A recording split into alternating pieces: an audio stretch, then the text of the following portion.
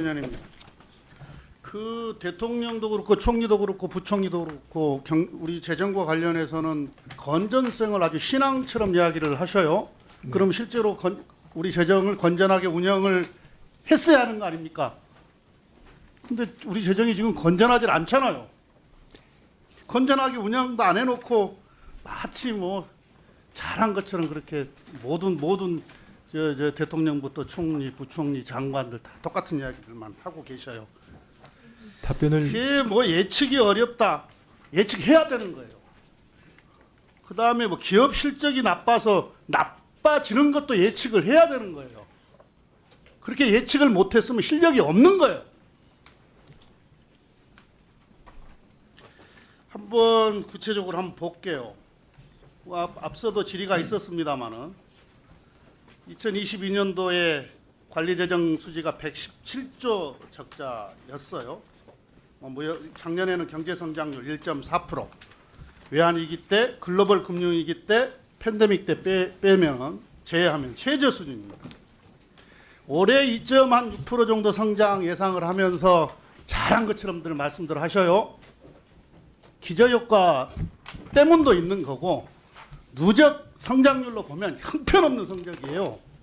이거 자랑할 일 아닙니다.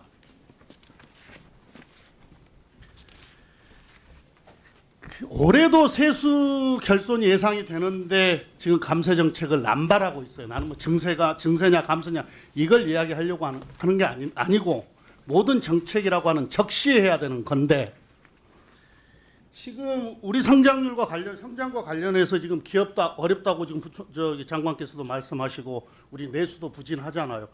정부가 기여를 해야 되잖아요. 작년에 우리 성장과 관련해서 정부 기여분이 하나도 없어요. 0이에요, 0. 아니 기업도 어렵고 내수도 어려우면 정부가 기여를 해야 될 거 아니에요. 그건 재정 정책으로 하는 거잖아요. 그런데 이게 감세 정책을 남발을 해버렸어요. 지금 윤석열 정부 집권 후에 두 차례에 걸쳐서 세법을 개정 3조 감세 정책이에요. 2년간 누적 감세액이 지금 거의 한 146조쯤 돼요. 지금 윤석열 정부 들어서서 아주 나라 곳간이 거덜나게 생겼어요. 작년에 56조 4천억 세수 펑크 있었고 올해도 예상이 되는데 지금 5월까지 누계 국세 수입이 작년보다 9조 1천억 감소를 했죠. 이건 맞죠? 네. 진도율은 41%, 작년보다 5.5% 떨어진 거 이것도 맞죠? 네. 지금 국회 예정처 보고에 의하면은 국세 수입 전망이 361조쯤 되는데 예산 대비 6조 원 정도 세수 결산이 예상이 되어요.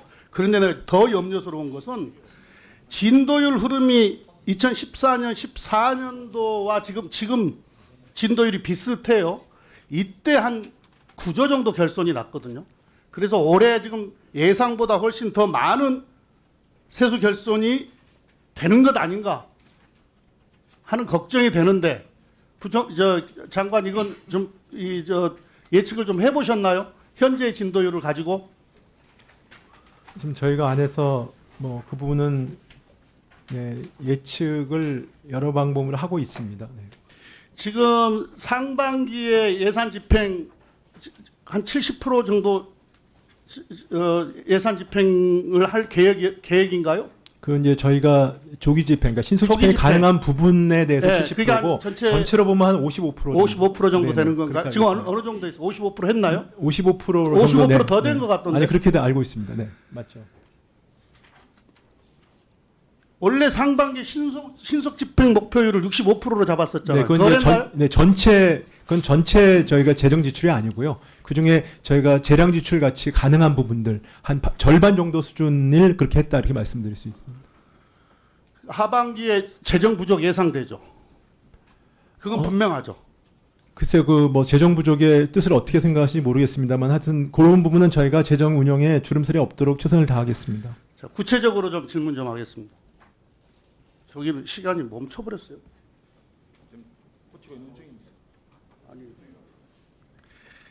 자, 우리가 다른 나라하고 비교를 해봤을 때 지금 자꾸 뭡니까 대통령도 코리아 디스카운트를 이야기하면서 과도한 상속 증여세율을 이야기하고 밸류업을 잘해야지 코리아 디스카운트가 해소가 되는 거죠. 그 다음에 뭡니까 대통령실의 정책실장도 이거 가지고 이야기를 하는데 자 한번 보입시다. 상속세하고 소득세하고 상관관계가 어떻게 됩니까? 다른 나라들도 상속세가 높으면 소득세가 낮고 상속세가 낮으면 소득세가 높잖아요. 이게 각각 볼 일이 아니잖아요. 종합적이고 입체적으로 봐야 되는 거 아닙니까? 이 세율과 관련해서는. 상속세는 특정한 세금 낼 여력이 있는 사람들이 내는 거고 소득세는 대부분의 국민이 내는 거예요. 상속세를 잘못 줄여놓으면 대부분의 국민들이 소득세로 부담을 해야 되는데 이게 조세 정의에 맞습니까? 그리고 또 하나를 보면은 우리나라 작년 신고 상속 재산 가액 뭐 30억에서 한 50억 뭐 우리가 뭐 이렇게 보면은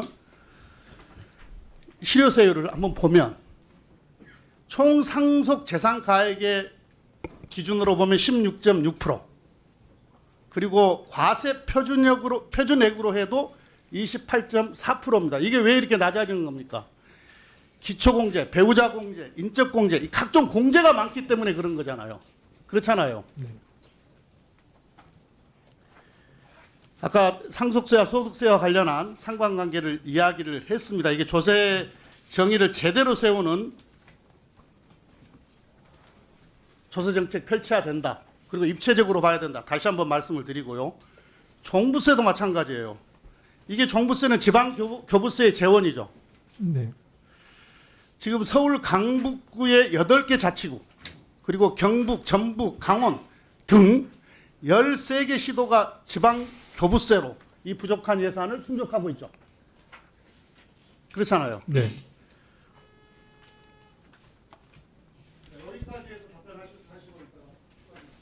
네, 간략하게 말씀을 드리겠습니다. 일단 한 두 가지 정도 말씀을 드리겠습니다. 아까 윤석열 정부 들어서 건전 재정을 한 게 뭐 있냐 이렇게 말씀을 하셨는데 재정이라고 하는 건 저희 정부 출범하면서 시작하는 것이 아니고 저희 출범 전에 출범하면서 받았던 저희 어떤 뭐라 할까요? 재정 여건에서 시작을 하는 것입니다. 그렇기 때문에 물론 세수 뭐든 부족이나 이런 걸 예측을 제대로 못한 거는 질책을 받아 마땅합니다. 그렇지만 그런 여건 하에서 제가 최대한 뭐 재정 지출을 줄인다든지 재정 지출의 증가율을 줄이지만 내용은 최대한 정부가 할 수 있는 노력을 한다든지 그래서 결국 국가 채무로 놓고 보면은 실제로 그 상당 부분 저희가 노력을 한 결과가 있다.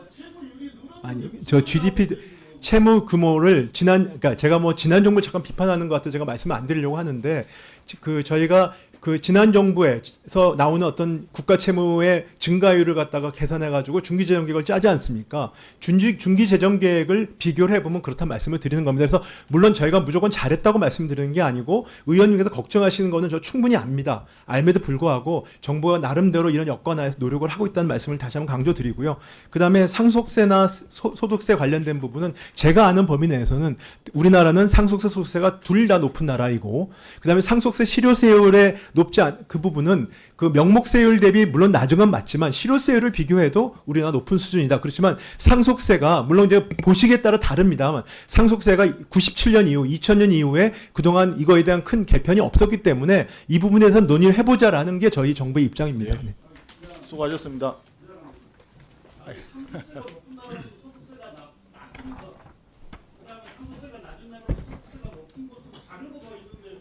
네.